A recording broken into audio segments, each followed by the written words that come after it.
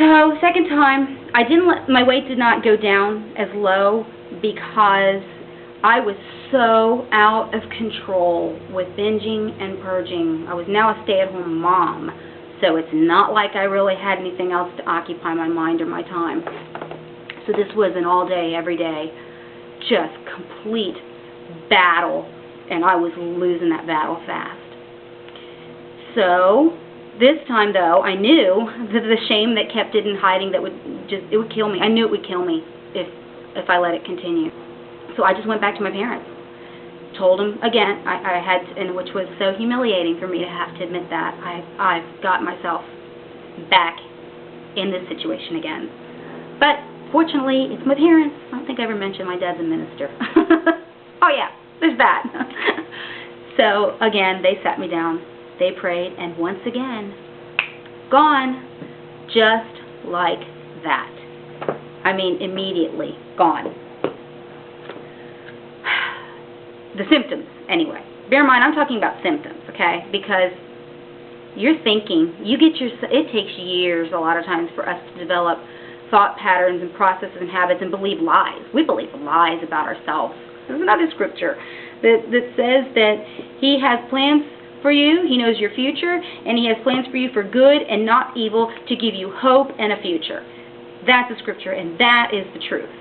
Okay, which leads me to, after getting set free from that the second time,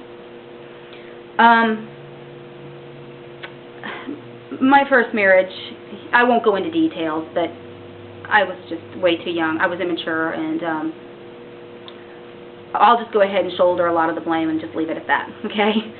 I got divorced when I was 25, so my daughter was 3 when I got divorced, because I had her at 22.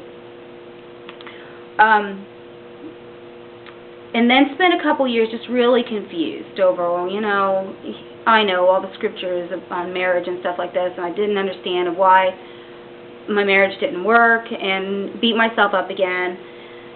Went through a whole lot. After a couple years, I started going back to church. Okay, and when I did, it was something, I don't know how to explain it.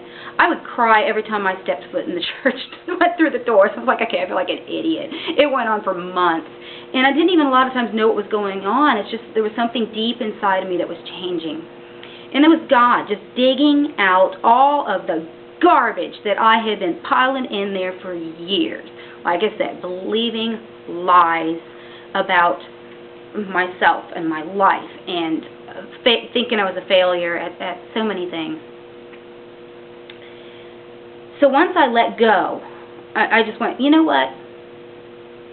I can't. I'm obviously incapable of changing the things that I don't like about myself that need to be changed.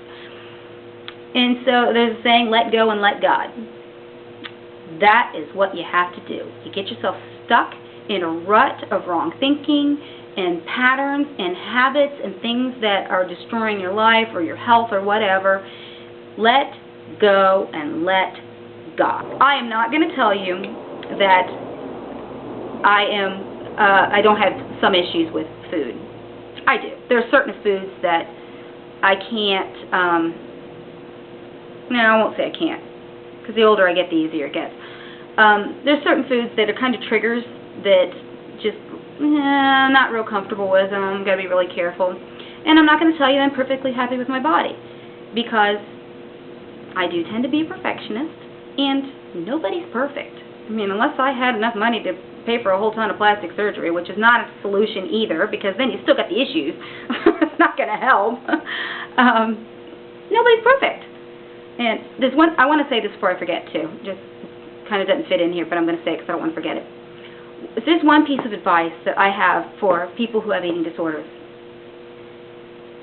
Do not read or even look at fashion magazines. Get rid of them. Throw them away. Do not look at them. And you know why. I really shouldn't have to tell you why. Those photos have been doctored. Those girls don't look like that.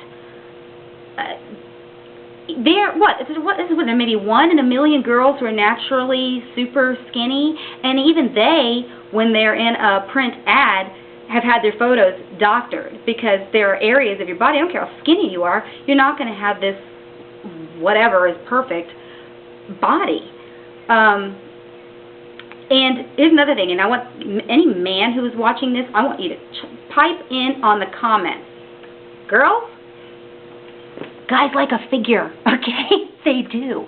They don't want a bag of bones. And beauty's in the eye of the beholder.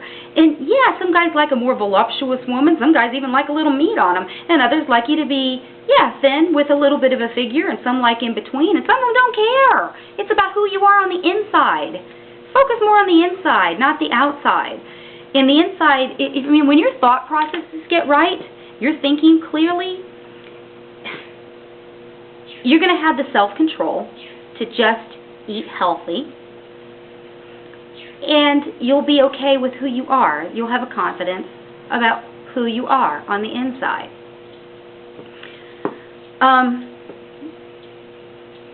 There's another scripture. There were several that I used after I had gotten set free from this the second time. My light is moving again. That when I made the determination that this was not going to happen again, and I was going to do what I needed to do to change my wrong thinking. He who dwells in the secret place of the Most High God will find rest in the shadow of the Almighty.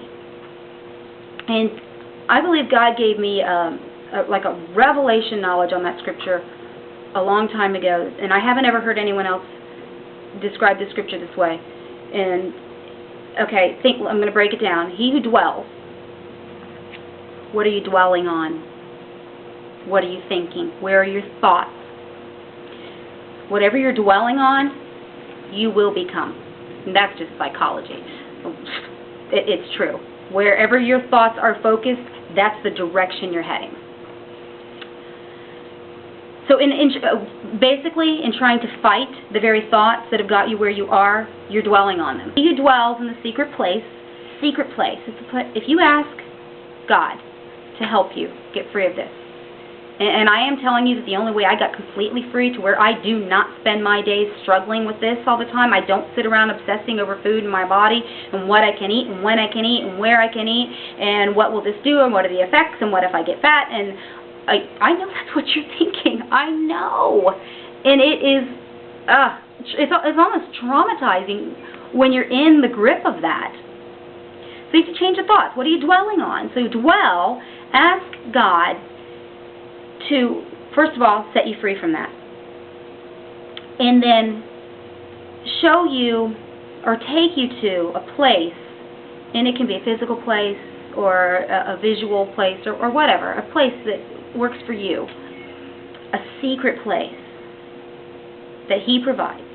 So he that dwells in the secret place of the Most High will find rest. That's rest, meaning peace.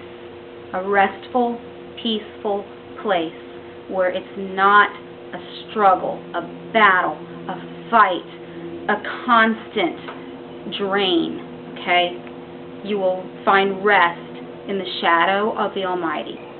Okay, back to the beginning of that where it said dwells. What are you thinking? There's another scripture. The Bible, you have to put them together. You can't take one scripture and just use that because they don't work in and of themselves. And that's where a lot of people go wrong, is they take things out of context or they mix it with something else that it doesn't really mix with, and then they go, oh, look, this doesn't line up, let's argue. I hate that. Okay, another scripture. And I know where this one is, Philippians 4:8. And whatsoever things are true, honest, just, pure, lovely, of a good report, if there be any virtue, if there be any praise, think on these things. Okay, so replacing those thoughts with only thoughts that are true. You want to know what's true? God created you to live a healthy, free life with hope and joy and peace. That is truth, and anything else is a lie. So what are you dwelling on? I don't know what else to say. I hope this helps. I'm at a loss for how to wrap this up. I just hope it helps, okay? Because I really care. I care. We'll just say that. I care. And I want you guys to be encouraged and be free. Freedom. Live in freedom.